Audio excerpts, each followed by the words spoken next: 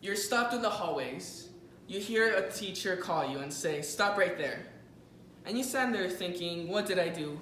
Was I caught doing something bad?" And then they tell you, "What's your shirt?" And you look at the teacher and say, "It's just my regular shirt, my stripes, but just shirt I like wearing in the casual times." And then you're hit with a detention slip. That I've seen many times occur to many students, not for the shirt or the stripes, but more so for lots of schools that required uniforms. I was always told by many teachers and many principals that uniforms were the best way to handle students who were rebellious, who were very undisciplined, and that uniforms were the way to go whenever students needed more discipline, and that's the way to show that you're high class and high quality, when in reality that's not true. Said by global academics, clothing is not disruptive, many students and teachers point out. So how does it cause a problem in school? It doesn't, in reality. I have lived both worlds. I had 3 years in middle school with uniform, and I spent many other years in elementary and high school without uniform. And honestly, I loved 1 year without uniform more than I loved 3 years with it. And why? Because students are young and they need to express themselves. They need to wear a shirt that they want. Maybe they want a shirt that's about Star Wars, maybe a shirt that's just striped. It's something they should have the right to do. Because we're taught in school about Rosa Parks, someone who fought against all this inequality, who expressed themselves for who they are. But then we're in trouble for not wearing a shirt that doesn't match the colors, that doesn't match the name brand we should be wearing. It just shows the hypocrisy that underlies within the school district. Said by a student at Eximus Academy, uniforms, in addition to being stopped in the hallways for uniform infractions, it causes us to be late to school, which causes more distraction. You're late to school, you miss the homework assignments that you're gonna have, you miss the warm-up that you have for the first 10 minutes. It doesn't seem like a lot, but when you see the little pattern it creates, it can cause lots of issues in the long term. Which is why I want to show the audience today why uniforms do not work at all.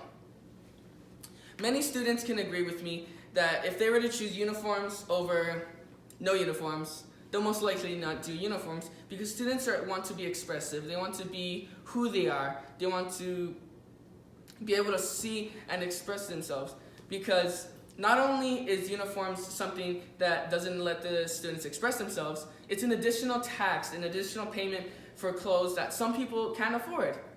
In addition to paying for schooling, for notebooks, for pencils, now you have to buy a new shirt. Now you have to buy new pants. Now you have to buy new shoes. It's something that it's just not able for parents to do. And then not only that, you can't just buy it at your local Walmart, your local Target. You have to go to specific stores for specific colors. It has to be plain, slacks, belt, and shoes. And if it doesn't do that, your student is going to be hit with the detention, and what then? Which shows how schooling, one of the many flaws that it has. Said by Mariah Wilde, uniforms are an additional expense, unfair additional expense for parents who pay taxes for free public education, which in other words just means it's an unfair payment that they shouldn't be having to do because they have to pay for uniforms, and that's not cheap. And not only that, you're not gonna just buy one shirt. You gotta buy 4 or 3 because the kid spills ketchup on it. He spilled mustard on it, and then he can't go to school like that. So it's just add-ons and add-ons and add-ons for parents, and it just makes it much more difficult for the situation that they're in. Which is why I feel you should be against uniforms and try and have more expressive feelings about how students should be able to show who they are, their culture, their religion, and it can underlie a lot. People who are Jewish wear yarmulkes. People who are Arabian like to wear wrappings around them to feel for expression and respect under God. We can't dress code them for that. That's racist, that's rude, that's just disrespectful to their culture and who they are. Which is why, and another argument I've heard is students all wear the same clothes, so why make fun of them? I went to a middle school where we wore green and khaki. And I got so many insults for not having the right name brand, for not wearing the right shade of green, for not wearing the right khaki pants, for not getting it from the right store.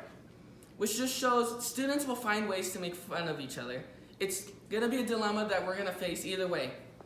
Which, said by the NBC, as a body image expert, students have been told that that uniforms allow for comparison. So you're fat, the uniform looks wider on you.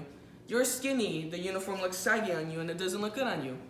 Which just shows why uniforms, I feel, are obsolete and not needed. And I appreciate you guys taking the time to listen to my speech, and I just wanted to say I hope this speech was educational and helpful. Thank you.